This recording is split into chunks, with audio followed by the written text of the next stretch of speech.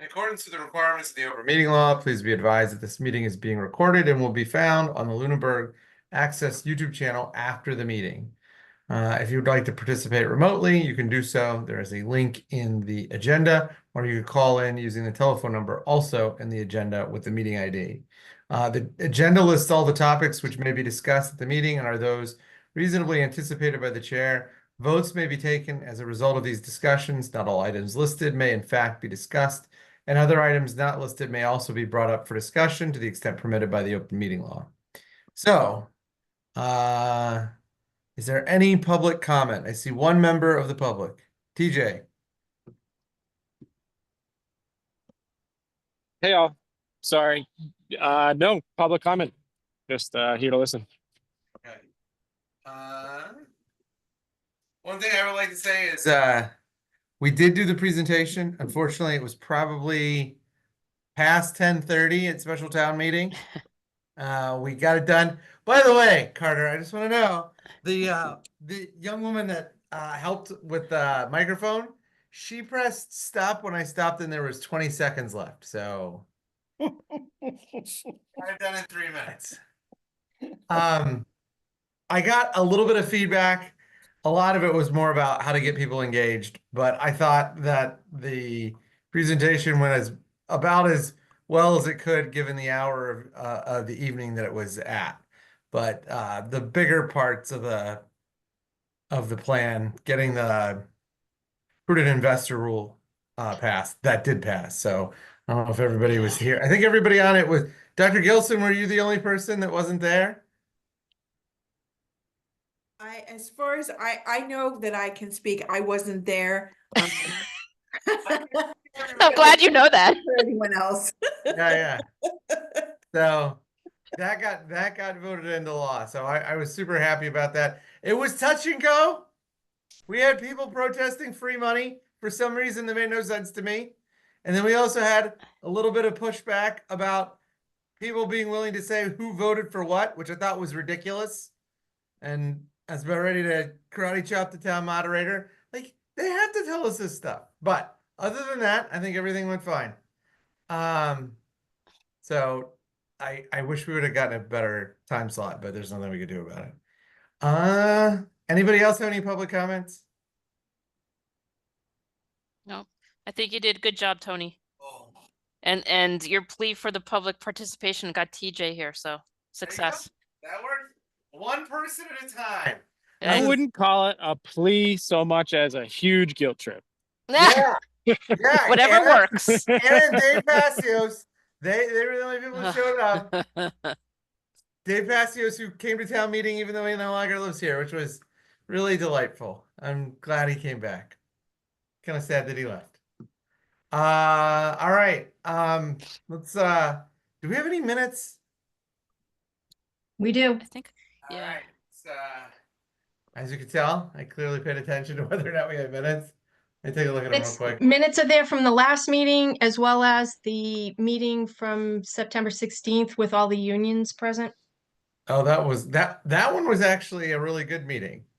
I felt like we got a lot done then. We got Yeah, a it lot was a done long one. that we learned how depressing it was. Yeah.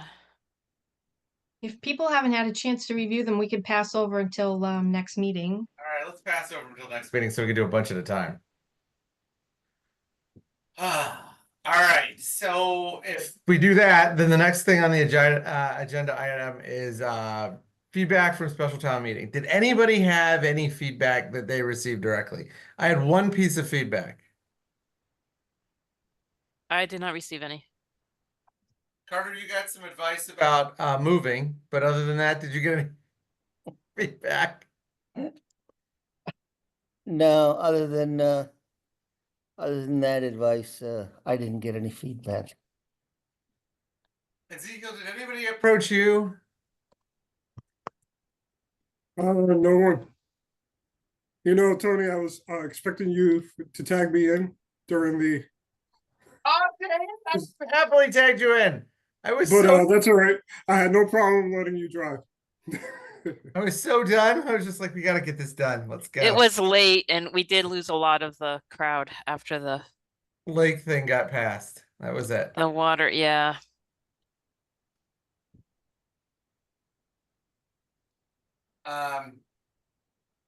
So the one person that did approach me, I think it's okay if I share, Sybil Kaufman talked about how to increase engagement.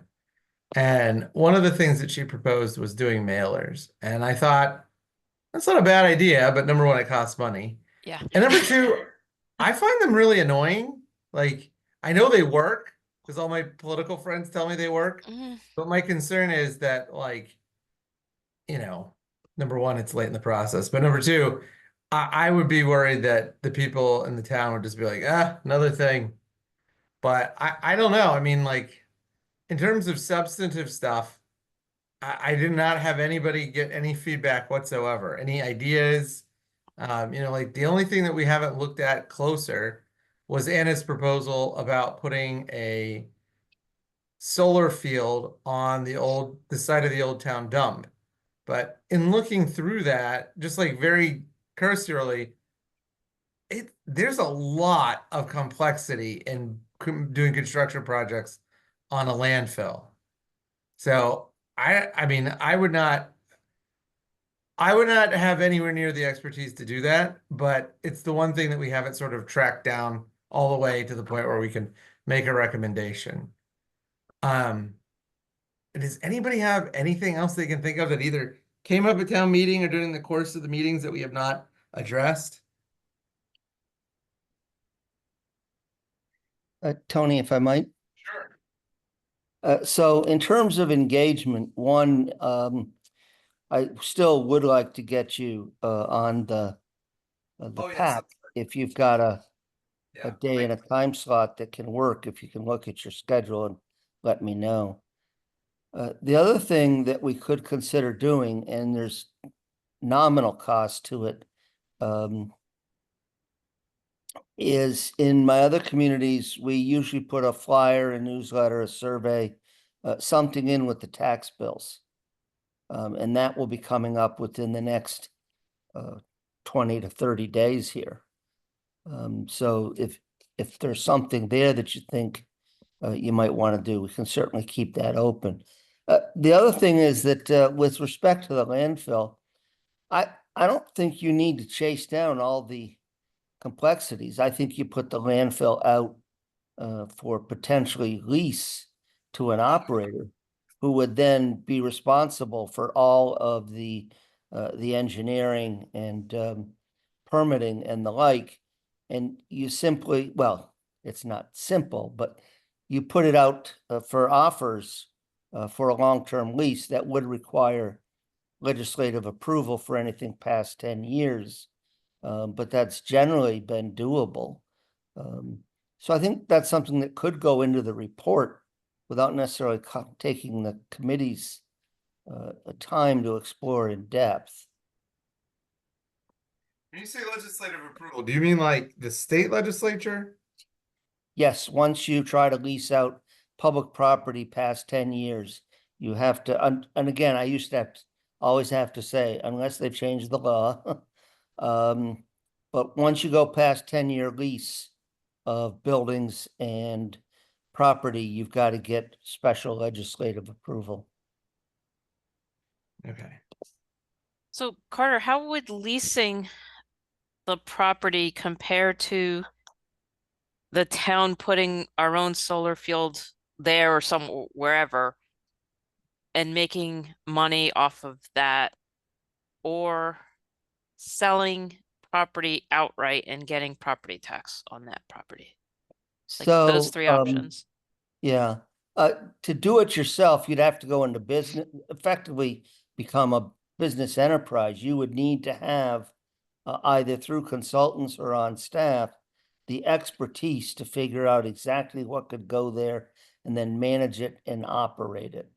To lease the land, you're simply getting a flat price for the land and then perhaps a premium per kilowatt hour or Mhm. some other measure. With respect to the third part, I think was about selling of tax. Yeah, selling it outright and just then our revenue return would just be purely the property tax on that property, right? I don't think anybody, are you talking about the landfill itself? And just in general. So, boy, I gotta tell you that the tax process in Massachusetts is really very challenging. We've been working with Marlene on a couple of parcels. And Tony may be aware of this, but, you know, a year ago or so, the Supreme Court issued a ruling on a tax taking case in Tyler versus Hennepin County. You used to take tax lands, once you got it through the messy Massachusetts process, you sold it and you kept whatever you got. Well, in this case of Tyler versus Hennepin County, you can't keep the excess. And Massachusetts has created a series of laws that are really pretty extensive. You've got to engage a real estate agent, and we're really still getting our heads wrapped around it as to exactly what it requires. We'd have to get a list of the tax properties from Marlene and take it from there, Renee. Okay, because I thought there was discussion about the landfill, the cap that was used, whether it could support a solar field. Well, solar fields have been developed on landfills over much of New England and in Massachusetts. The trick to it is you can't pierce, if you will, pierce the Yeah. cap. So when they were doing the big dig, they were removing tons and tons and tons of clay material they had to dispose of. And that was used to cap old landfills. So when you do landfill type projects, it tends to be more, I don't know exactly how they do it, to be perfectly honest with you, but they more weight load the structure that holds the solar panels, because Mhm. they can't pierce that cap. They can't go through that clay because of the surface water that could get down into the old landfill. The difference of leasing it is all you're saying is, here's our acreage. How much are you willing to pay us? And then you compare the quality of the proposers and the lease and percentage payments that they're willing to give you. Mhm. It puts you in a very different kind of position without requiring extensive knowledge of creating electricity from solar panels. Because Would we need yeah. to get select board approval to do the lease? Well, you need town Yeah. meeting, yes, but you need Okay. town meeting Yeah. approval more importantly. So you would do one of two things. You would either get this thing moving enough so that you had permission from town meeting when you went out to seek proposals. The other way to do it would be to get town meeting first and then go out for the proposals. I honestly don't know how big your landfill cap is. I don't know what the grades on it are, but once we knew that, it would be worth reaching out to some other communities that have done this. To your knowledge, do they make a lot of money? I honestly don't know. I mean, and Dr. Burnham, Dr. Gilson, correct me if I'm wrong, but like the solar panels on the schools, they don't make a ton of money. Like it's a nominal amount. It's not gonna like change the fate of the town or allow us to pay town employees more money. It's just like a little bit of extra cash. Is that right? I wouldn't even say it's extra cash. It's credit coming off of our, Bill, off our electric bill. Yeah. yeah. But our But- bills yeah. are still pretty extensive, so it's not like you feel the credit as part of the relief from the bill. The only thing I would say, Tony, is any found money is real money. Okay. To the extent we aren't putting in more effort than it's worth, it's, in my view, found money. Yeah, and here we'd be talking about lease. The school isn't leasing, Right. like, I don't know what land goes for. Like what a lease, what ballpark are we talking about? I honestly wouldn't have any, Yeah. yet. I mean, I'd have to start by I don't even looking know at- how many digits. I'd have to start by looking at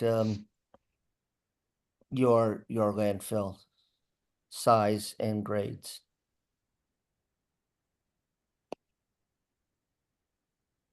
Is it worth looking into, you think? Personally, I do. I mean, in one community, we leased 2 sites for cell towers. And we're getting about $80,000 a year over a 25-year lease. It's not a huge amount of money, but That's nothing to sneeze at. I think The- $80,000. the effort wasn't all that extensive. I mean, I think there was, less than 80 staff hours that went into getting that done.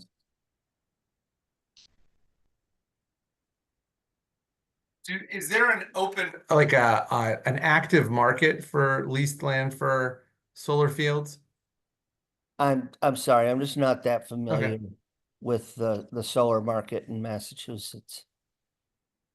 I mean, if we could do the lease option, that seems like kind of a no-brainer, because we're not doing anything with the site now. And if it could make money, then, and we didn't have to like put in a ton of time and energy, that might make sense. I don't, go ahead, Carter. No, I was just gonna ask if anyone knew how big it actually was acreage wise. I don't know. What's the address? Does anybody know the address? I'll look it up. I don't know. I'm gonna try to pull up the GIS map.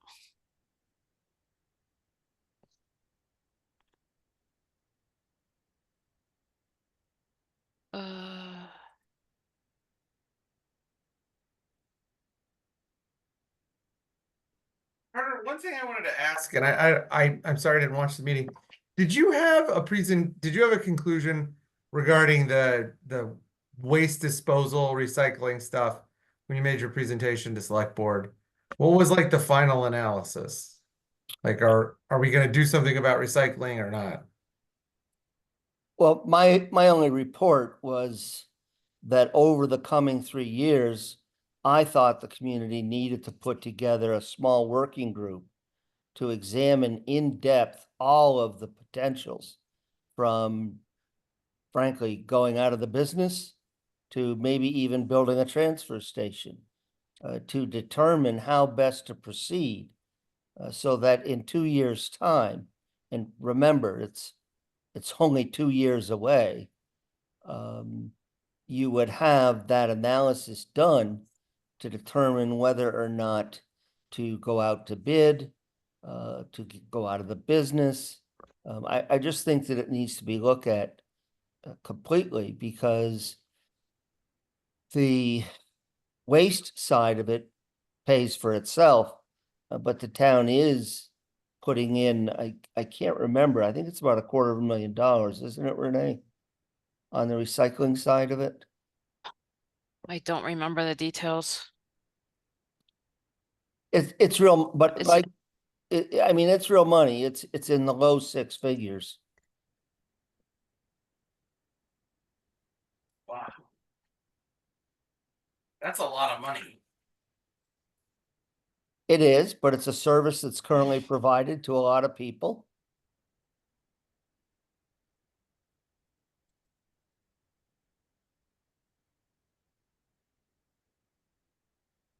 It is also a service that is provided by a number of private sector businesses. You can't go out of the police business, you can't go out of the fire business, but you can go out of the out of the waste business. I don't think people would like that.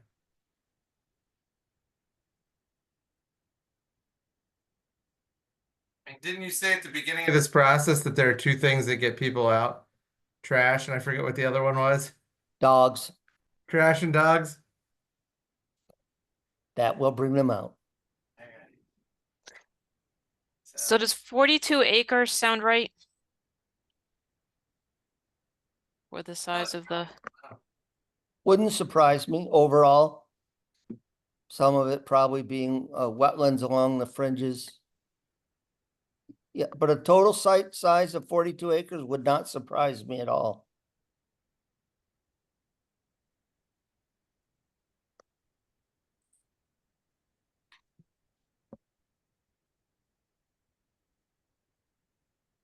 I think that's something we gotta put on the punch list. If it's just the lease.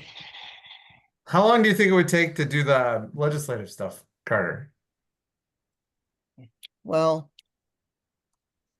depends on when you get it done during the course of the year. I've seen special home rule legislation buzz through in 6 weeks, and I've seen it bogged down for 6 months. A lot of it really depends upon when you get it there, because if you don't have a local legislator file it, and you don't have a town meeting vote in a timely manner, you've got to get a governor's message. So it really depends, Tony.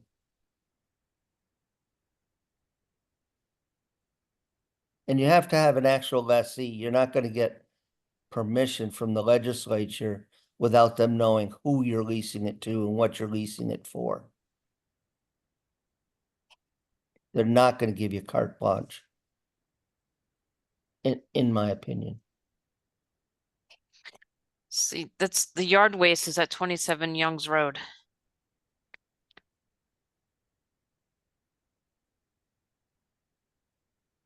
And that comes up as 42 acres on GIS.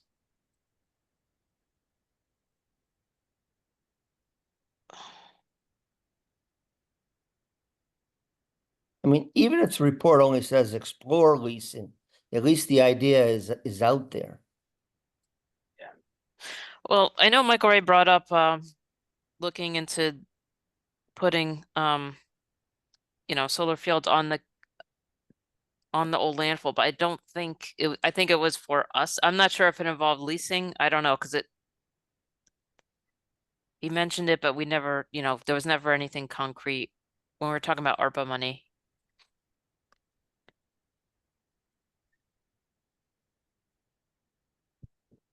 I know exactly where this is.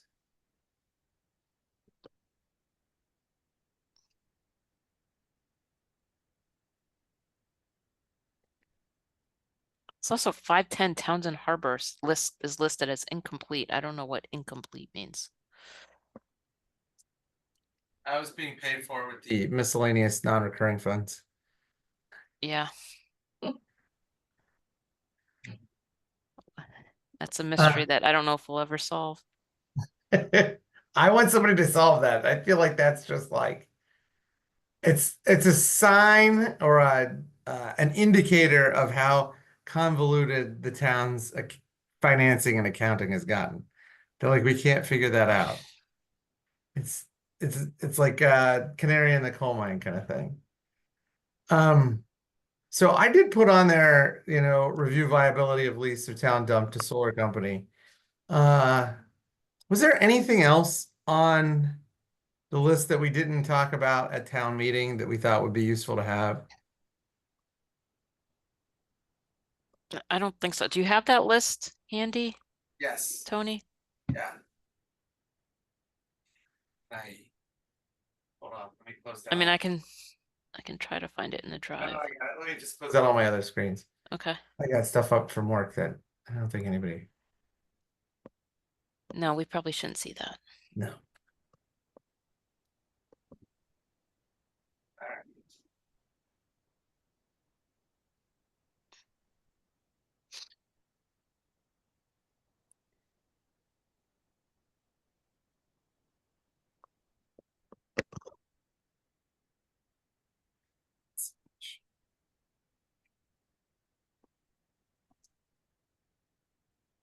So this is what we had. I just added number 9, review viability of lease of town dump to solar company. But these are other things. you know, the low hanging fruit was the consolidation of the investment accounts and the use of the um, prudent investor rule. I mean, I don't know if anybody else has a sense of this because like I don't really get a sense of the scale, but Ezekiel, you think that's the one that's probably gonna produce the best returns quickest? Quickest, yes, best. I would say it's not gonna be a lot, to be honest. It will diversify the portfolio for the investments, but Yeah. it's hard to tell until we talk to Bartholomew. Well, like this is literally free money. So we should definitely pursue that as aggressively as possible. I mean, the school fees are that's gonna generate almost no money at all. I do think it's gonna go, a lot of it's gonna go right back to doing stuff at schools. The solar panel fund generation, I think, is in the same boat. It's gonna be a little bit. The green grant, Dr. Burnham, how much did we get from that last time? Well, we haven't gotten the grant yet. Dr. Gilson, you can jump in here. I think the grant may be in the vicinity of about $225,000. Yeah. That's, So that, yeah, but the total bill or the total quoted estimate of the work is $483,000. so even if we were awarded the grant, we won't be able to do the full scope of phase 2. We'd only be able to do part of Part it. of it.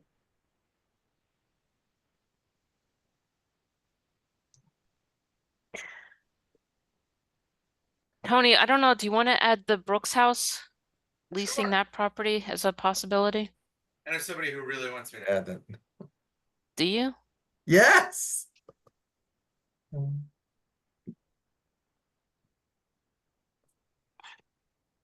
Carter, in your experience, how much do those kind of leases make, if anything at all? Not a great deal. It's more about preserving the building. And removing its preservation from the tax burden. Yeah, removing our maintenance costs that Yes. we're losing money actually on that, so. So it's not just a revenue increase, it's also a expense reduction. I mean, again, I bend over to pick up pennies, okay? So it doesn't Oh, have yeah. to be a 6-digit number for me to get excited.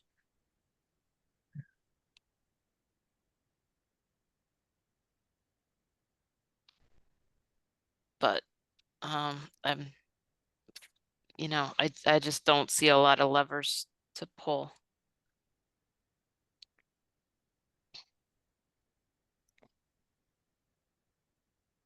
I mean, the chapter 90, getting the roads designated as town roads and cleaning up, I think some were. And maybe just missing some final paperwork or something. I mean, that seems like that wouldn't be a heavy lift. Again, I don't think it's something we're gonna get a ton of, but we shouldn't turn away any funding we can get. When we send out the like list of recommendations, like when we write these up as like formal recommendations, Mhm. should we send, I mean, like obviously all of them are gonna go to the select board. But like, FinCom wants them to, okay, so FinCom and select board, and then and probably do we school. specify like after that, the schools, and then like for chapter 70, the DPW folks? Or do we just send them to FinCom, the select board, and then maybe the school district, and that's it? The school committee, in terms of which town boards get these?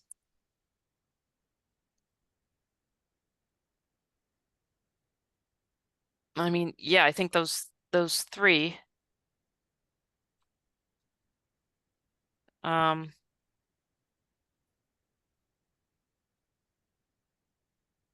Who else? Were you thinking of someone else? Well, like if there's one that has to do with like the split tax rate, that seems like something the Board of Assessors was very interested in. Yeah, we discussed it with them, so I don't know. I mean, it sounded like that wasn't gonna work under the way things currently work, current laws, right? Yeah. There wasn't a really good solution going down that road. Because we couldn't do what we ideally would want to do. And Or just even propose. I won't even say want to do, want to propose. and so we're clear, what we had talked about was getting creating a split tax rate, but applying a higher rate to larger companies. Yeah, being able to weight it a bit, Yeah. right? And Carter says that is illegal for a municipality to do on its own. Mm-hmm. We Absolutely. can't do it, yeah. It's not built that way.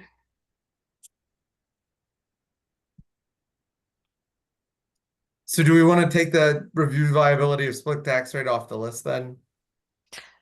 I mean, it's on the list of things we explored. Is it on the list of viable options? I don't think so. Okay, That's my opinion. yeah. Actually, we have the classification hearing tomorrow night, right, Carter?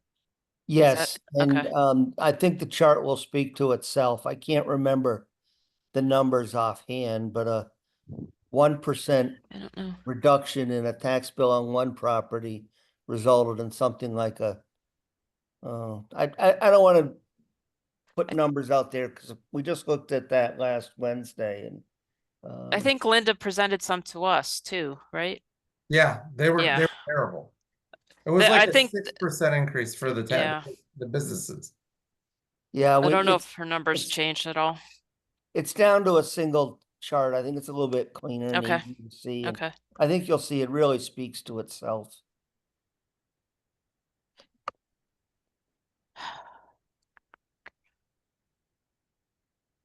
And the CPA funds, that's something we've gone round and round on, right? Yes. And I'm not overly confident on that one. But I think that, until we have a better idea of what the return on investment will be, I think it's something that FinCon should absolutely explore, FinCon and Select Board, because, if we can, given the amount of construction that we have on old buildings in this town, if we're going to spend this money anyway, it's probably worth it, even if we're getting like 15 cents extra back. If it's like, if it's free money, it's free money. And this one's a little weird because we have to put money in to get money. But Yeah. I mean, we're going to put that money in anyway, right? Like, I mean, if you look at the master plan has almost every building on there that we're rehabbing is an old building. But it can't all go to old building rehabs. It has to be Right. spread out across what, 3 categories? I wonder if some of it, Marshall Park would be covered by some of it. Marshall Park is absolutely, so you have 3 buckets. You have to put 10% of the monies into each of 3 buckets. The first is affordable housing. The second is historic preservation. And the third is, for simplest terms, parks and Mhm. recreation. You Or- can then yeah. set aside upwards of 5% a year for administrative costs. The balance you can put into a general account and you can spend on any one of those 3 categories. So basically, you can spend 75% on Marshall Park, 10% on historic, 10% on affordable housing, and 5% on admin or any sort of combination like that. And at this point, you're probably, I'd have to look at the latest numbers, but you're looking at something on the order most likely of 60 plus or minus percent return on whatever you raise. And it's a 1.5% tax. on It's, residents? Or it's up up to to- 3%. And the first $100,000 of residential property can be exempt from the surcharge. Oh, it's up to 3%. I think for some reason I saw maybe that's just the town I looked at was doing 1.5%. Yeah, you can Okay. pick that rate. And again, as with a lot of these, I do need to say that's a general overview. The important thing is it's all capital. You can't think of it in terms of operational costs whatsoever. So it would help with projects, but not staffing, for example. Not exactly. You got to think of your budget in terms of the operating budget and the capital budget. This would all go to the capital budget. So it would help things like Marshall Park and municipal building. Yes. And the historical commission, local land trusts, those kinds of 501c3s. But if we're spending money at a lower rate on the capital side of things, wouldn't that free up money to do more things operationally? Well, it would do one of two things. I'd have to suggest it would help move you towards what you need to be doing on capital. You're not investing in capital what you need to. I mean, look at the list that the school department has in terms of vestibule, all these other things. You're not where you need to be.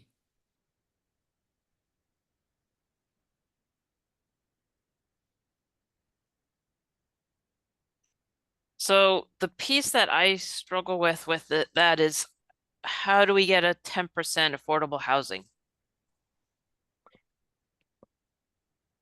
So, in one community, it is selling an old schoolhouse to a private developer and chipping in $1.5 million in construction subsidy. In another community, there are people who are struggling to keep up with the rents of that community, and they have created a small rental assistance program. I can't remember the numbers that they use, but every year they appropriate a portion of their CPA to provide assistance to some folks. Those folks are eligible for a rental subsidy. I think it's up to $500 for 2 years. If we were to do something like that, Carter, and instead of like provide money to build new affordable housing, simply provide rental assistance for the current residents of affordable housing now, do you think that would be more palatable than the other option? I suspect that in Lunenburg, you are moving the pricing of your housing up, and you are going to start to struggle with real affordability issues. And so do you think that using it as a rental assistance program would be a wiser way to do that portion of the CPA funds? I wouldn't know enough to comment on that. I don't know your community in depth. But nationwide, in Massachusetts in particular, and nationwide, we need to create more housing units.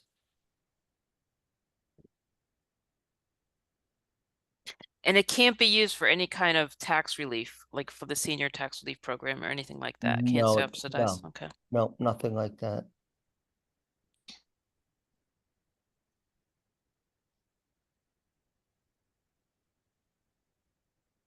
And I'm Does any- concerned that if we did this, that we would get sunk on the 10% for affordable housing. Yeah, that's But if we do it as that 10% goes to rental assistance program, then it means that we're not then we're not encountering a NIMBY problem by building buildings that people don't want, right? Well, it's actually banana build absolutely nothing anywhere near anyone. Say that again? Banana build absolutely nothing anywhere near anyone. Oh, got it. Right. That's right. I never heard that one. You know, you may have affordable housing projects in town that are going to time out. Not all these things are forevermore.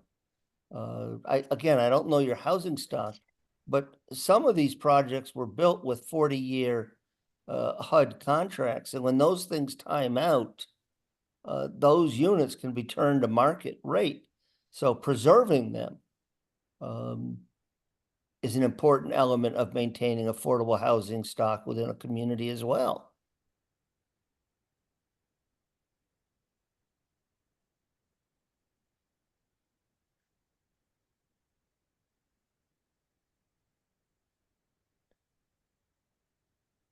Does anyone know if it actually passed in Townsend? Sure. The CPA, I don't know. I didn't even know it was. It was on the ballot. And it was to renew I it. don't. Townsend is a. Well, this is recorded. I can't say anything. They they had to have an election on Saturday, a special election, to replace two of the three select board members. It is an interesting community. And Adam Costa, because he was there. He represents them as well. It looks like it passed. When I get, you want to know how many CPAs live in Townsend? That's what I get when I Google.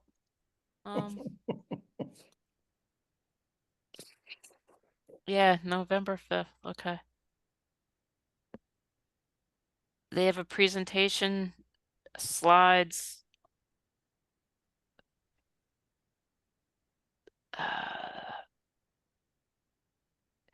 So age 60 and over are making less than 100% of the median income. You can opt out. Any age making less than 80% of the median income, you can opt out. So I don't know, is that global for the CPA program itself, or is this how Townsend implemented it? So they did a 1% on their property tax. Yeah. Did it project how much it might raise?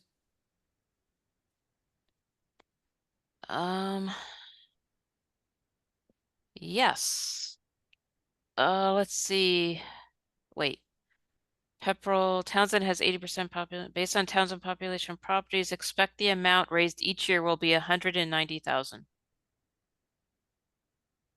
So if you match 60% of that, So I you're assume looking at, that's not including the match. I think that's just what they raise. so you're looking at 300,000 plus or minus at 1% with a considerable number of exemptions. I think the hard part, well, not the hard part, but the other weird thing is the match isn't, it's not, you don't know what the match will be. It's not, it doesn't seem to me like it's consistent, or how do they decide and when do they decide on the match? It's based on registration fees. So this is paid for by fees paid at the Registry of Deeds. So each year they do a look back and then they distribute those funds based upon how many folks are in the program at that point in time. So there's two variables, the pot of money they have to distribute and the number of people in the program. How many straws? Yep. How many straws are in the glass? Exactly. Does it matter what your surcharge is on the property tax? Does that influence the match? I don't believe so. I'm gonna put this link in the chat. Oh, it's going to Dr. Burnham. Oh, I can send it to Tony.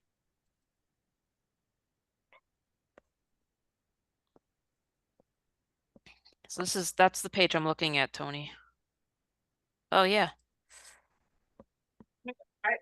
I go back to the idea that like any money is good money. I know. This is one way to allow us to get that money. You know, we have so few levers to pull on in terms of fund Well, generation. And it's provided, a lot of it's provided by the state.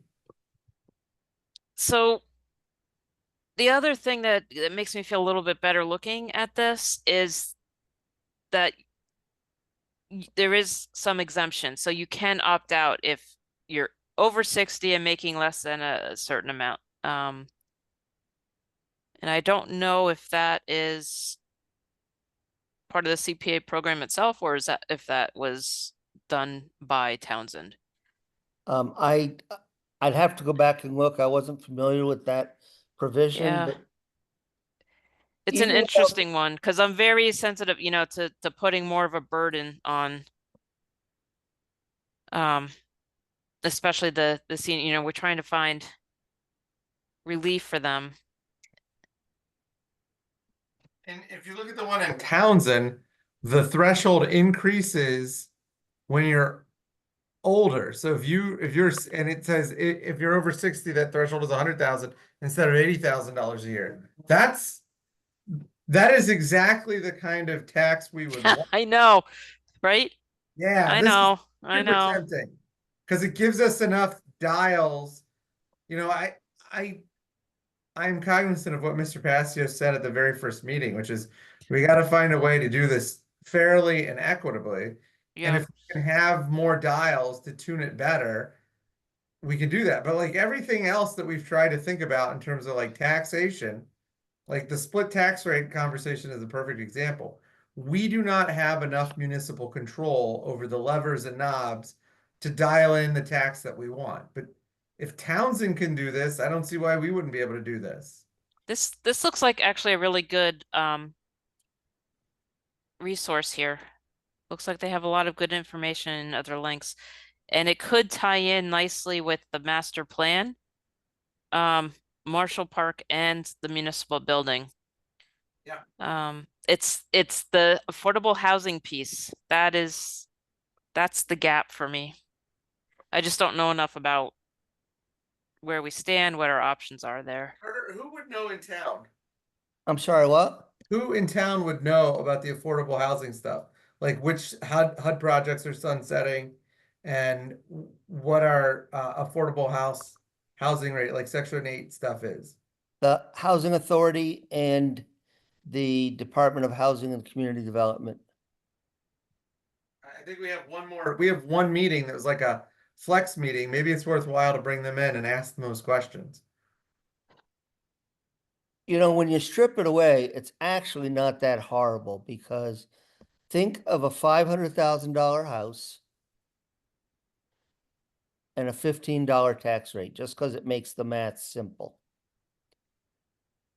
The first $100,000 or some other number is not taxable, which means that house from a CPA standpoint is really a $400,000 house at Mhm. $15, which is a $6,000 tax rate. At a 1% surge charge, that is $60. That's not bad at all. So depending upon how you construct the program, the surcharge is not necessarily a horrific hit.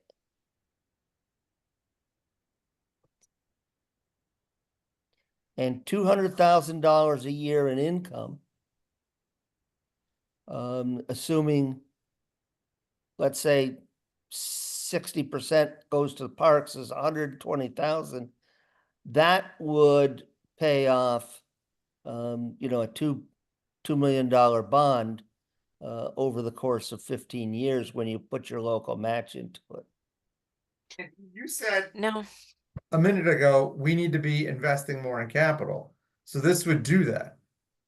I believe you need to be investing more in capital, yes. some capital, it could be used for some capital projects, but not all. Yes, Yeah, it would free. I don't know. If you think about it as it could be used towards some capital projects, thus freeing up money for other, Yeah. like, because like I don't think any school capital projects would fall under this, right? DPW capital projects, fire safe, I mean, public safety wouldn't fall in this category. In general, no. It Yeah. would primarily be, as I know your community, your parks, Mm-hmm. and Our- your Ritter Building and Yep. Town Hall. Which we know are Marshall Park and the municipal buildings because they involve town hall, Ritter. They Yep, fall in the historic preservation. They are big ticket projects. and they are building wise imminent projects that are going to be creating tremendous operational issues for you over time and maintenance issues. And there's no, so let's say you raise $200,000. You don't, is there, I don't know if you know this, Carter, do you have to spend it this year? Like, is there a limit how No. long you can hold? Okay, so you No. could hold on to it, invest it conservatively. Yeah, the one community that I speak of, 1.5 million, they did not generate that in 1 year. That was Yeah, probably yeah. over 12 or 15 years. They were doing lots of other projects, they were doing the cupola at Town Hall. They were doing preservation at the Historical Society. They were doing trails at, I don't think it was the Audubon Society, but one of the local conservation properties. They were doing a lot of small projects. So Oh, Renee, hmm. if you look at that website, Yeah, it says that they often do this, that the strategy is rolling over the 10% to build up enough money for a large useful project. So like okay. it says, if not all the 10% is spent in one category, it is rolled over. Affordable housing is often rolled over to build up enough I money see. for a useful project. So like that would give us, I mean, the big deal is this would give us some free money, but it would also give us a lot more control than what the current property tax scheme we use is.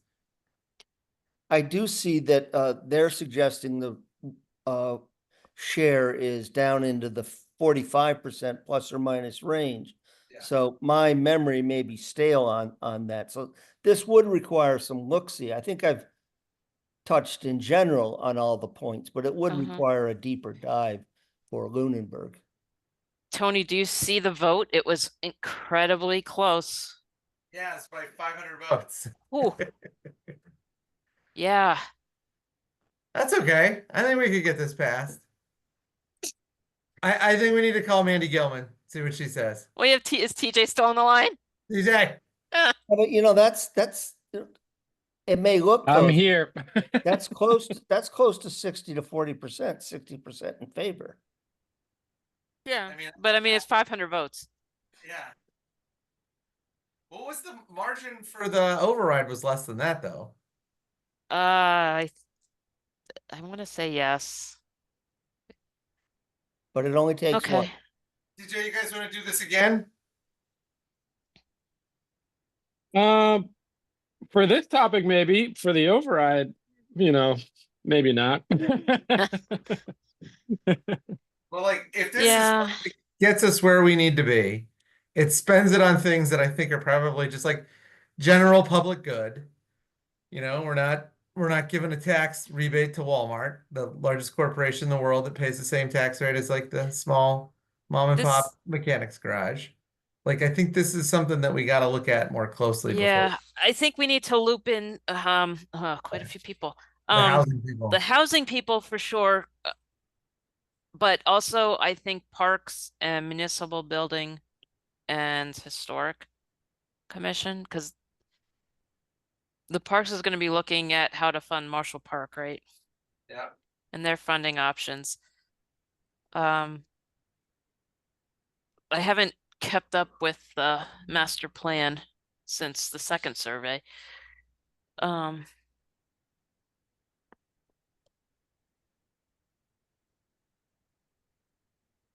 Yeah. I mean, it said, you know, yeah, the matches varied from 20 to 45%. Yeah, this would all have to be brought up to date. Of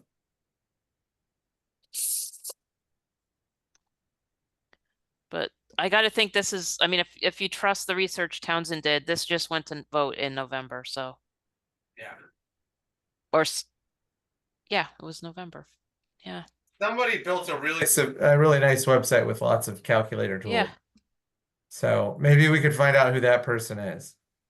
because I was kind of not really interested in CPA at first, but now in light of, you know, all the projects we have, how this money could be used, starting to come around.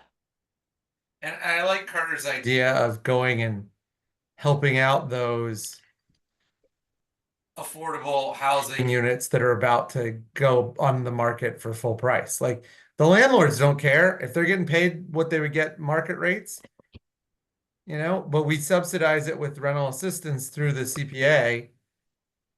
I mean, Yeah. it's a win for everybody. Like we get to keep a diverse group of people in town. We get to get money from the state, and we have a little bit more control over how the tax burden is spread across certain groups of people that might not otherwise be able We to do pay. have more control, yeah. I didn't realize there were possible exemptions. Yeah, that conversation with the assessor board made me realize how little control towns have over taxing. Mm-hmm. Death and taxes. Okay. All right. Oh, we can improve, that's, so improve sports fields. It's the drainage project for the school, turf field.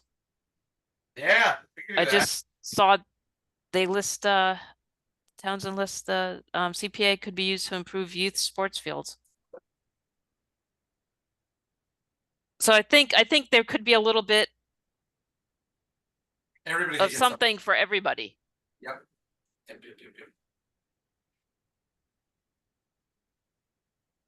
Okay. I like that. I think we'll use the flex meeting to get that group of people here. Hopefully they will come as prepared as the unions were. Those people were ready to roll. Mm-hmm. The assessor people were really good too. I just didn't like what they said. Oh, yeah.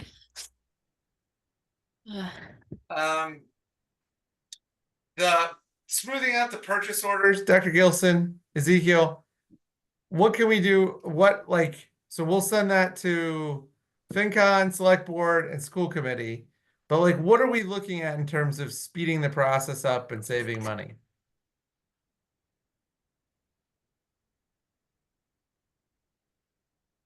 Regarding the purchase orders, I'd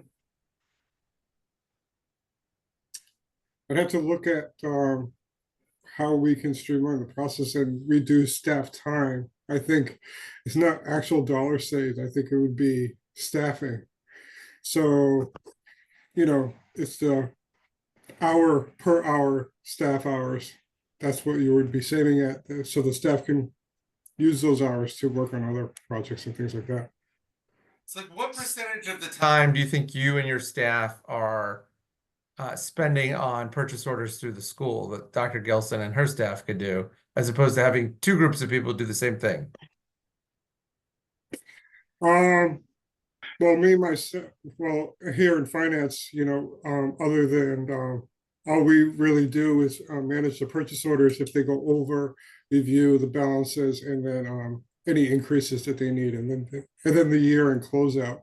Other than that, finance directly doesn't really have a lot of input. It's really the departments and the town manager, just the back and forth.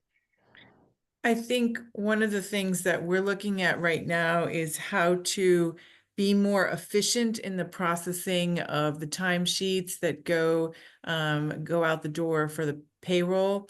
One of the things that we are currently trying for coaches, we used to have to pay and process a timesheet individually for every single game that we had officials work with. And we're using a company called Arbiter Pay, where it streamlines that process and makes it much more efficient, both on the school side and the town side. We're also going to be looking at using another process for starting with our custodial unit to process process timesheets more effectively. So Ezekiel and I have started to talk about that with the coaches, and we'll begin to talk about that more with the other units. The other thing we've been looking into is the employee self-service, where the employees would use an online tool to report their time instead of the inundated paper Yes. process that's happening now, and someone rushing in at the end of the hour before payroll to get it in. Trying to streamline that to make it all electronic. So Yes. drastically, I think Currently, do not do it all electronically. no, it's all all paper paper. until Yes. we receive Yeah. it here in finance for payroll processing. Oh my God. But that's we're looking to change that. It's Yes. been on my radar since I've gotten here. Ezzy, is that part of your Munis request for ARPA? Yes. Okay, that's what I thought. I'm assuming we phased out stone tablets. Yes. We have.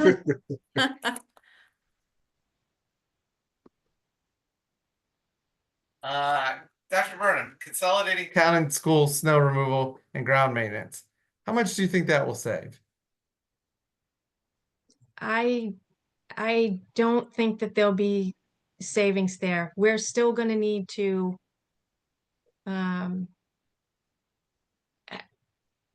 our grounds crew, they line all of the game fields.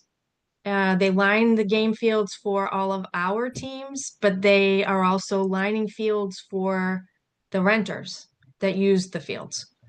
I cannot imagine that with the current staffing that the DPW could take that on. In addition to taking on mowing all of our green space, they would have to add staff, I would imagine, in order to keep up with all of it. We already have the staff, so I don't know that there's much savings to be had there. I don't know. We could absolutely have a conversation with Bill Burnett from DPW and get his thoughts on it.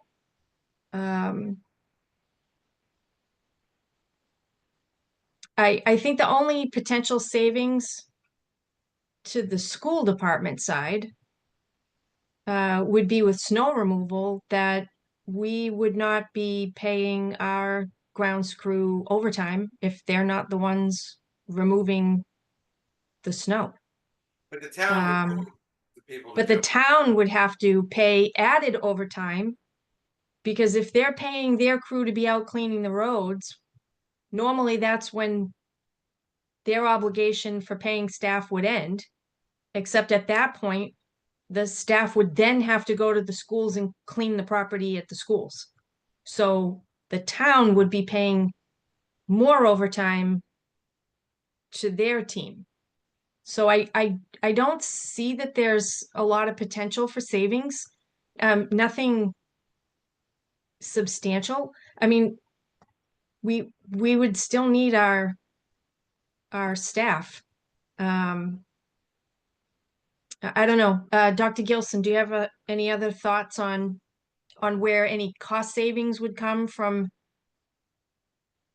having the DPW assume our grounds maintenance? I think you're still doing the same work. I think it's just shifting where the cost is coming from or applied to. So I agree with you. I don't think there's any savings to be had because you take the work off of one group of people, but it's offloaded and the work still needs to be done. So it's moved on to another group of people in another department. So, And at our well, I think it actually was, I think it might have been at a finance committee meeting late in the budget cycle last early Um, spring, where yeah, the just- town manager suggested that she didn't see any potential for savings with that merger either. Tony, your email is projecting on the Okay. screen. One thing Okay, I was looking for when we first started thinking about this was any services we contract out, like snow removal. We have, you know, there's a lot of, I don't know how much of our snow removal for the town is contracted out. But if let's just use that as an example. If town is contracting out, you know, for some snow from plowing, school is too, with two different contractors, is there any Don't contract out. at all for No. snow? Okay. And Is I there can any tell other you- service that's contract, like where we have the town The- outsourcing and school and we can, Only other contracted service we have relative to grounds is the Right. mowing of the athletic grass fields. Yeah. And we have them take care of that because it requires a level of maintenance to, you know, getting the field conditions the way they need to be Mhm. for the specific Mhm. sport. Mhm. I can tell you, I give you an example. A couple of years ago, we had one of our grounds team that was out for the winter months, recovering from a surgery. At that time, we had our longtime facility director still with us, and Jack Rodequins was the director of the DPW. We had a meeting, the two of them, myself, and the town manager, to see if there was any way that during these months, should there be, you know, snow, would the DPW be in a position to help us out since we were going to be short one of our 3 people. And their request of us in exchange for that was, you know, could we use our equipment to clear all of the sidewalks on Oak Ave all the way up to the center of town? And could we clear the sidewalk all the way up in front of the public library? We said, sure, we can help out. If you can help us out with the truck plowing, that would be great. Couple months later, we were getting a bill for a contractor. We were not aware that they were going to be subbing that help out to a contractor that we would then have to pay. We thought our guys working to clear the sidewalks was the trade for Mhm. DPW guys helping clear the lot. So I don't see how I don't see how there's going to be cost savings if they had to increase what they sub out in order to help us. They're going to have to probably increase their subcontractors if they are now responsible for clearing out the schools. I am not opposed to finding ways that we can work together, and we do work together to support each other for different things when there's a need and we're in a position to help each other. But as a long-term cost savings merger, I don't think it's going to result in what people think it will result in. Just my thoughts based on past experience. So should we leave that on? I think if you leave it on, my suggestion would be that we're going to explore it. Because I think if we can't figure out how it's going to result in cost savings, I don't see how that's a viable recommendation if it's not gonna result in cost savings. Yeah, it either has to save cost or have some, be cost neutral but gain efficiency. Right. And I don't know that it would gain any efficiency because right now our crews are called in and they're cleaning the grounds while the DPW crews are out cleaning the streets. And once the streets are clear, our property is also clear and I can open school. If we have to wait until the DPW crews are done clearing the roads and can then come clear the school grounds, I don't know that there's any efficiency there because we'll be canceling school more frequently. We have seldom had to have a no school day in the last, and I'm gonna knock on wood right now. Yeah, well, I think there's other reasons for Yeah, that. We have not had to, but we've had really good timing. We've had teams that have been in, they work hard, knowing that the goal is to get the school open. Yeah. While the crews are out on the road clearing the roads, also, to make sure that the streets are safe, not just for schools to open, but for all the residents to be traveling. So I don't foresee that parents are gonna see that as an improved efficiency as a result of trying to merge efforts on this one. I also would say that rather than purchase order efficiencies, I wonder if we should change that because we are truly looking at payroll processing efficiencies more accurately. Yeah. Ezekiel, I don't know what you think of that, but I feel like that's at least more in the direction aligned with what we are doing. I completely agree.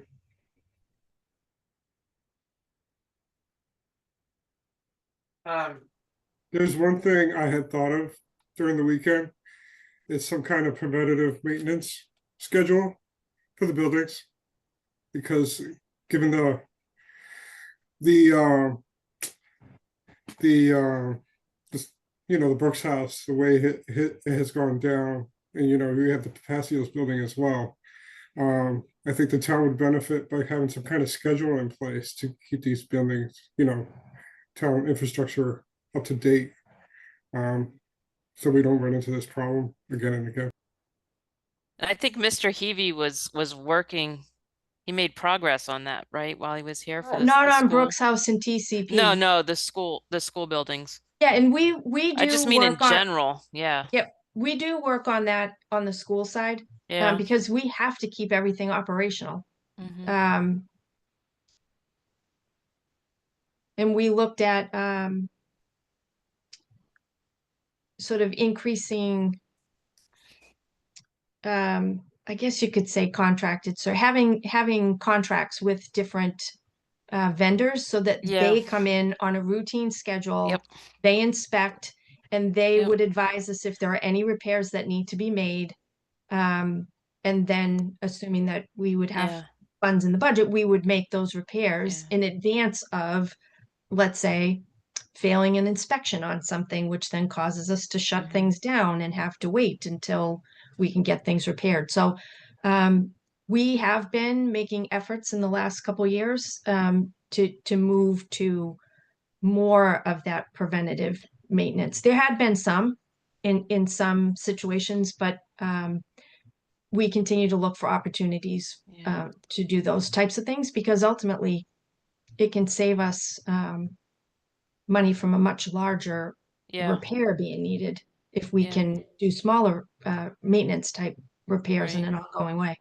Like just, general HVAC, like an AC maintenance routine, if there's for the town and the school buildings, if there's any efficiency and cost savings to be gained by having a single vendor to come in and just do like I do at home, twice a year, they come out and check everything and make sure everything's still working and do whatever tune up and needs to be done. So all of the rest of the proposals are really related to the healthcare plan. But we don't have control over that, correct?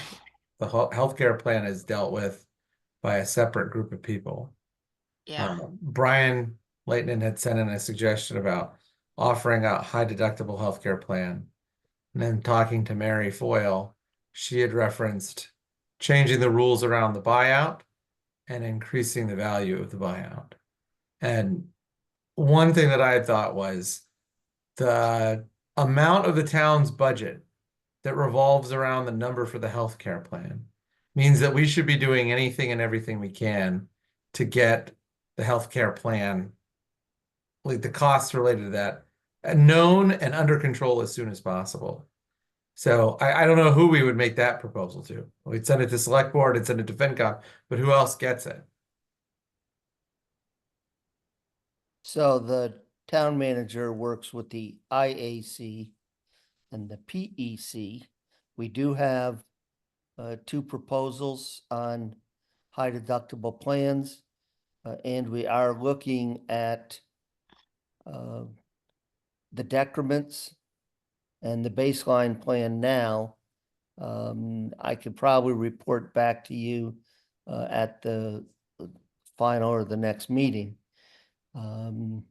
Because we are looking at, even at today's rates, quite a budget burden, and next year's is likely to be substantial.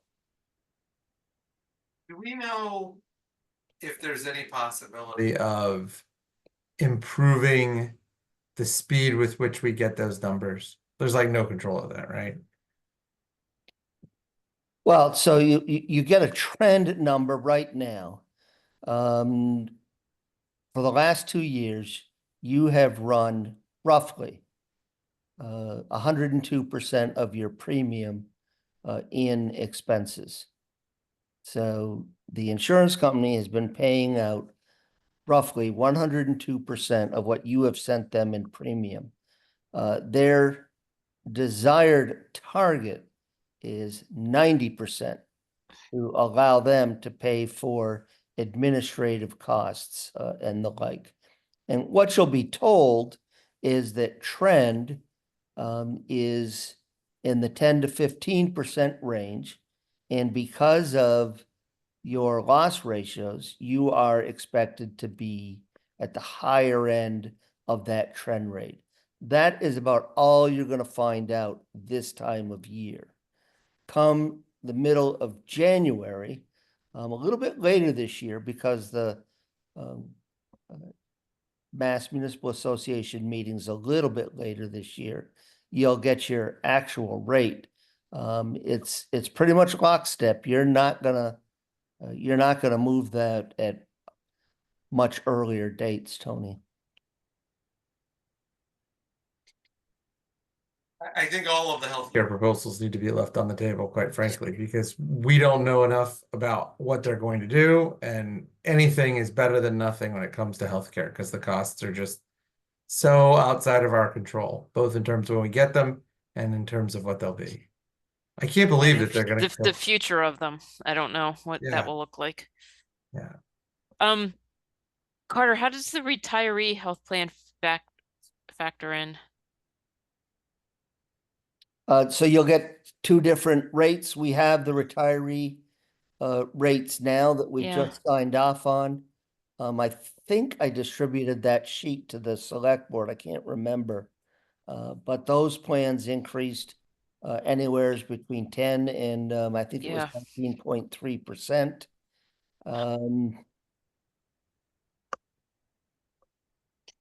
And you know, all they've done at this point is tell us what trend is for the active employees, because they did share with us what our loss ratio has been.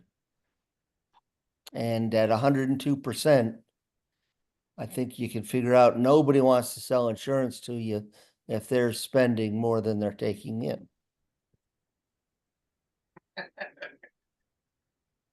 That's not good. And two of the regional plans, I think it was Neshoba Minuteman, and there's another plan have recently collapsed. So joining with a area joint purchasing group may not be a viable option either.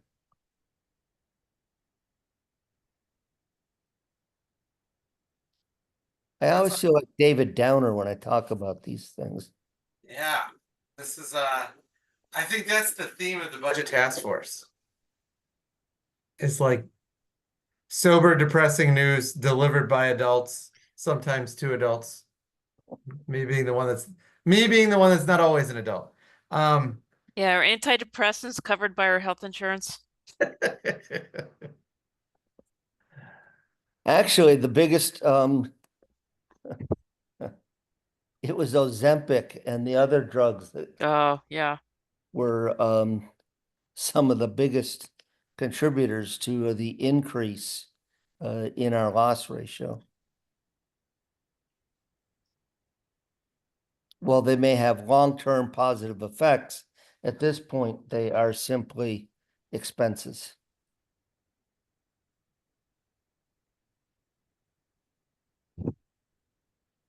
Well, one other thing I thought about was, do we want to rank these in order of priority? Or do we want to just send them out and let people figure it out themselves? Maybe, I wonder if we could do kind of like the restaurant rating system where you know, how expensive, $1 sign, $2 sign, $3 sign in terms of the scale of what we're talking about for That these might be changes. helpful. Just the ballpark. Who would be the person that, I mean, Ezekiel? It sounds like a job for a finance person. So I really don't know how much money these are gonna save. Or generate. I mean, I could take a look at it, but I don't know Just like small, how to medium, start to large. scale. What am I comparing them to? Is there other? I'd 4, have to 5, take a and look 6 at that. digits, Ezzy. I don't think we'll hit a 7-digit mark. I don't even know if we're gonna hit a 6. And no CPA will 10 hit a digits. 6.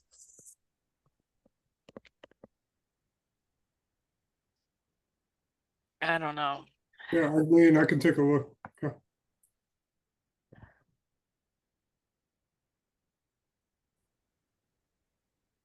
I think, or another way to think about it too is time frame. What could be implemented the quickest and what is more longer term?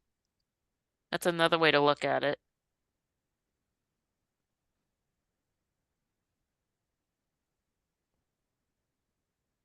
Do we have any desire to prioritize the diagnostic accounting review?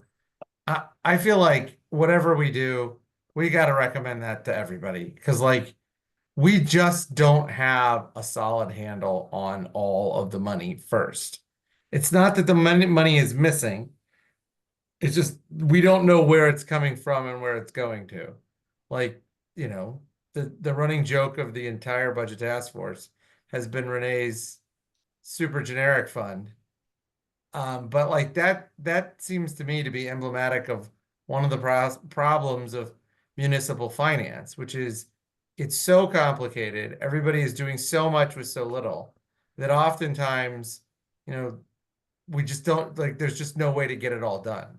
And having somebody come in and reset us to zero will mean that when we make recommendations to select board, finance committee, and people at town meeting, that we do so with a very clear sense of what our financial health is in the town. But I don't know. I mean, like for me, if I was like running the town like a business, that would be the thing I would do first. But it's you know, like it's our recommendation is to spend money. Like Yeah, that's what scares me is how much I think, you know, I've said it would have to be really focused. A very narrow scope, specific, like look at this and this and this. Because I could see it becoming just it would have to be capped to a dollar amount. I would want to get a return on our investment. Because it could, if you don't cap it, it could run into a really high expense. Yeah. And we don't know what, I mean, given the turnover we've had in the town in key positions, you know, it makes sense, right? I think so. I mean, like, I could not go to somebody, like, I'm imagining town meeting. We have vociferous debates about raising funds. And we propose that we do the CPA, which is a nominal tax increase. And then somebody says to us, well, like, I watched some of those meetings and it's pretty clear we don't even know where all this money is going and where it's coming from. We have all of these accounts with like little tiny bits of money in them. How can I say to my family, we need to tighten our belt to help Lunenburg until I know for a fact that Lunenburg's done everything it can to track down every penny? I don't know if I could answer that honestly, other than to say like, well, like we kind of have an idea, but like, I don't know. I don't know if selling it would be hard. I think that one of the things I learned from the horrendous, crazy budget fight we had last year is I felt like that there was some degree of confidence in the numbers because we went through the numbers so much and because Dr. Burnham and her team had broken them down to such specific amounts. I mean, like, I forget, we were looking at something where it was like yellow paint and red paint budget. And I was like, okay, I think we've gone all the way down the rabbit hole here. I feel confident that these numbers aren't going to change a lot. But I don't know if we can do that on the town side, given how much, how many accounts we have and, you know, the really radical changes in revenue over the last 20 years for reasons that we don't know. So like, I think we got to just tell them like, you got to do this. I also think that just as a practical matter, Renee, I think you're going to have a really hard time finding an accounting firm that's willing to do it on a fee cap basis. I mean, maybe we could find somebody that does it on like a milestone basis, but like for them to say like, you have to commit to doing this job and it will be no more than this. One of two things will happen. Either they will say no, or the amount they quote us will be gigantic so that they have a buffer. So, Yeah, I Tony- was thinking more for us, how much we'd be willing, a cap for us, how much we'd be willing to Oh. spend on such, yeah. and then maybe do it. I mean, I think we would have to have specific look at this, you know, very focused questions. I think TJ had something to say. Yeah, let's see if I can get this going. Hey, I don't know if, am I just allowed to talk or comment? I don't know how that works here. Yeah, Tony runs a tight ship. I don't know. Do whatever you want. Okay. Do I have to announce myself? Yeah, go ahead. Okay. All right. TJ Laughlin, 207 Rolling Acres Road, Lunenburg. So Tony, I think you kind of just hit one of the nails on the head. I think obviously there are many, many nails. I think reporting in any case is probably a big first step for us as a community. You know, I've dug into, I think, 3 different town departments right now, budget wise, and tried to get some really high level numbers, really high level. And I've kind of met, I mean, Dr. Burnham obviously has some of the most detailed I've seen so far. But without the data immediately at hand, it's really hard for people to make decisions. So you guys have the charge of like finding data, collecting it, and analyzing it. But if we make that commonplace, like almost a standardized reporting across the town, here's what we expect from all the departments. I think as a community, that's one of the first steps is towards a 5-year, say, review of our finances and how we get better. Doing this like blitz analysis is great, but we haven't standardized any kind of reporting or accounting. Where's our money going? Are we getting the bang for our buck across the board? That's too much for one committee, but if we had standardized reports across departments, I think that might be helpful. Yeah, what do you think about that? Would that help you? Absolutely, absolutely. There should be some kind of uniform reporting process. Right now, I mean, Carter knows going through FY24 and closing has been monumental as it is. Trying to move forward and not repeat the past. You know, while keeping my head down and trying to stay focused on the day to day, it's been a lot. So Your standardizing everything, you know. your chart of accounts is, Yeah. for an organization of your size, massive. The amount of keying that goes into this is not just a labor at the front end, but the potential for error multiplies. Let me just leave it at that. Is he, I see Dr. Burnham, I think nodding to some degree. Dr. Gilson's laughing. I don't know. Yeah, to me, it's unbelievable. So how does that get cleaned up? You create a new chart of accounts that works across all the departments and provides you with enough detail to let you make management decisions. But too many towns, you know, they'll have an account for propane, an account for gas, an account for diesel fuel, an account for, I mean, that's how they keep track of everything. Because they don't have enough sophistication to track items, or they feel the need to track it in such detail that they generate all of these account numbers. And at the end of the day, it's not used. So is that addressed by better software, better tools, or is that addressed? You how is gotta start with manually creating a chart of accounts that works for you, that can be universal across all the departments. You know, in one community I work in, we have 8 accounts. There's a department number and there's one of 8 accounts. Personnel, fringe benefits, supplies, contracts. It gives you enough detail to know what you're doing without all of these keying entries. To me, it's a human process of creating the chart of accounts that you want. All the software does is track what you do, tell it to track. Mhm.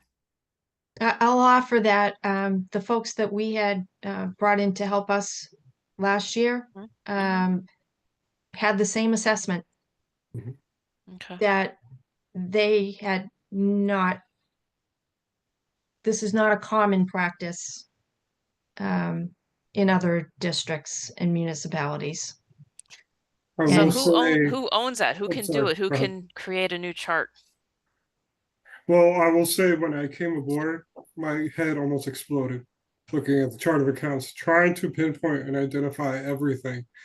I've never seen it this way before. You know, I think in the past, you know, a need has arisen and they just create a new account. And it has been compounding without, you know, closing out old accounts. So what I've started doing is reusing old accounts instead of creating new ones and just trying to work backwards. But again, it's the time taken to do something like that. A forensic accounting, what they would do is, depending on the charge, is help create a new chart of accounts and clean all that up. There you go. That Um, sounds worth it. That's a focused You task. know, regardless of the software, you're going to have the same issue. It depends on you know, you'd have to create some kind of policy behind it so it doesn't turn into a monster. Mm-hmm.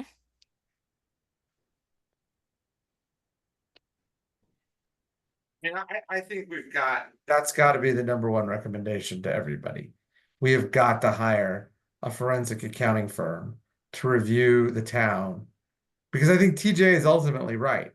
If we don't have consistency in our accounting, then we don't have a full grasp of the money situation. And if we don't have a full grasp of the money situation, I don't think we can ever ask people to pay more money. Yeah. Yeah. It's like the step one of fixing the problem is to figure out what the problem is and stop adding to it. So I think cleaning up the accounts, I mean, because we don't want to put more work on our staff to do that. So if that's something a forensic team or whatever we want to call it, we can contract that out and have it done. That to me seems, yes, it's an investment, but it'll pay off. Yes. Tony, can I comment on something? Sure. I was gonna ask you to comment anyway. I think public safety is important, all those things are important. But I think the single most important thing we have to do as a community is to properly assess the property values, to collect and account for that money properly, and to be able to report to people.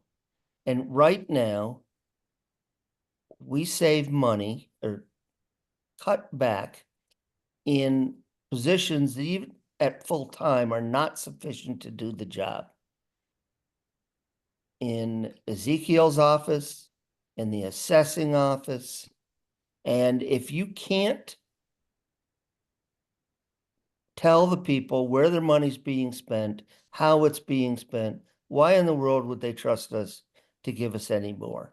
And I think that it is important, and certainly to the extent I'm with you to craft a FY26 budget, I will be attempting to find a way to make sure that we fully staff those financial functions in a manner that is better suited to your needs. And I would echo that on the school side.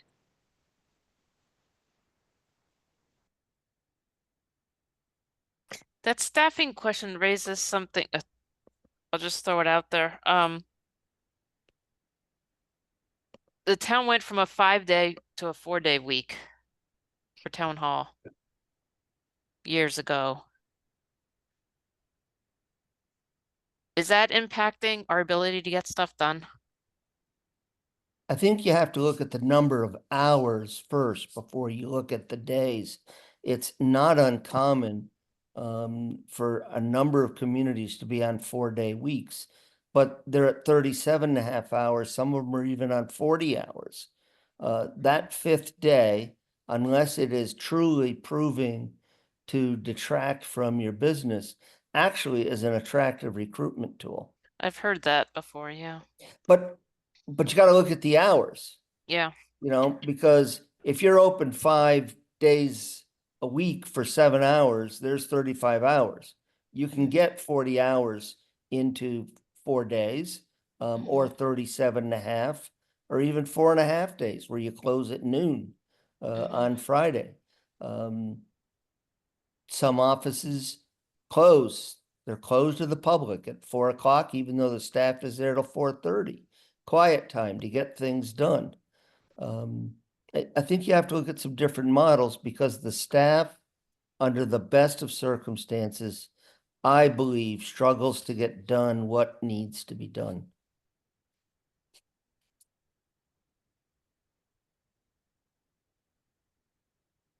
And we can't add more, it's not a matter of adding more hours to staff, it's a matter of more hours to existing staff.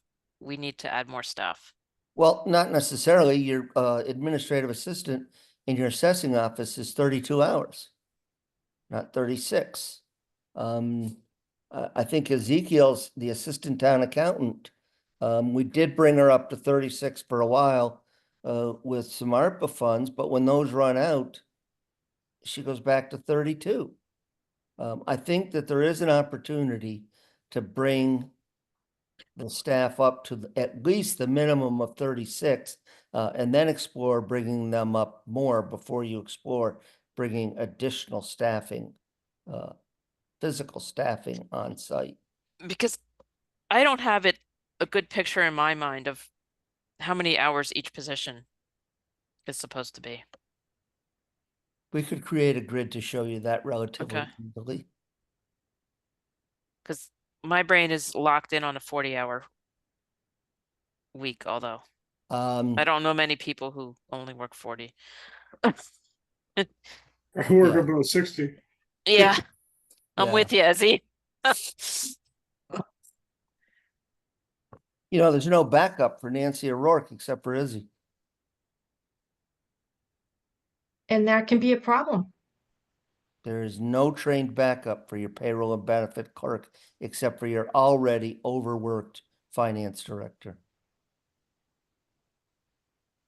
That does not seem right.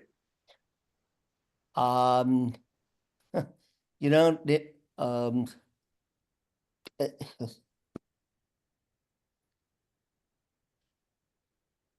it's a dangerous way to run a railroad. At the Portsmouth shipyard, when they run machinery and just run it and run it and run it, they call it work to failure. That's when they'll finally fix it, when the machinery fails. The problem is if your crane goes out, you know what the cost of another crane is. If we have payroll problems with the Massachusetts wage laws being the way they are, it's not the cost of a new crane, it's the cost of 3 new cranes. So that is not a good policy. No. It is not.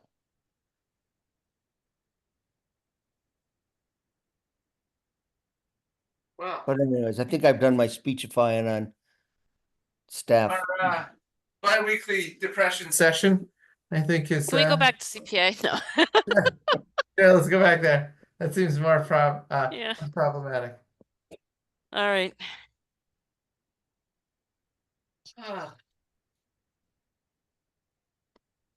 Well, I think that we have a mission for next week, which is, or next time, which is to, if it's not the flex schedule, the flex one will be the one where we get everybody here for, So when is our Yes. next one? The second then?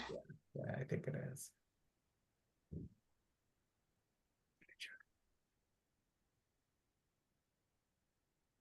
Man, And is the flex. Yep, December. it's the flex meeting. So the flex meeting will be on the affordable housing stuff. Who do we need to invite? You said somebody from housing. Let me see if I can put together some folks for you. Okay, all right. All right, and I'm gonna start working on the executive summary document that'll just do like a quick summary on each one of those things that we had on there. Izzy, if you wanna start guessing on, near term, long term, and then the values of each of these things, that might help to organize it a little bit, but I'll write up the little explanation paragraphs and then you can tell me what you think we should do. But my hope is to have a draft ready for the next meeting, but that's probably going to be ambitious. My work schedule right now is absolutely crazy. I mean, just flat out nuts. So it might Yeah, be, we have the holidays on top of it. yeah. Well, that's actually that might be what I do on Thanksgiving Day evening. And Tony, if you do have a late opportunity, on a Tuesday or a Wednesday, let me know. Otherwise, I'll just, Let me do it. I'll send you time right now. okay, thank Yeah, you. I'll do that right now. I'm And sorry. then I'll match notes with Joe. Okay. Tomorrow. I mean, if you want to do it tomorrow, I could do it tomorrow. I don't know what her schedule is. I Okay. have to pass it by her. And I can tell you tomorrow I could not. Okay. I'm also available on the 26th in the evening if you want to do it then. Okay, we'll probably try that. Okay, I gotta get my vaccine shots at 7:30, but up until then I'll be good. I can even leave work a little early if I need to.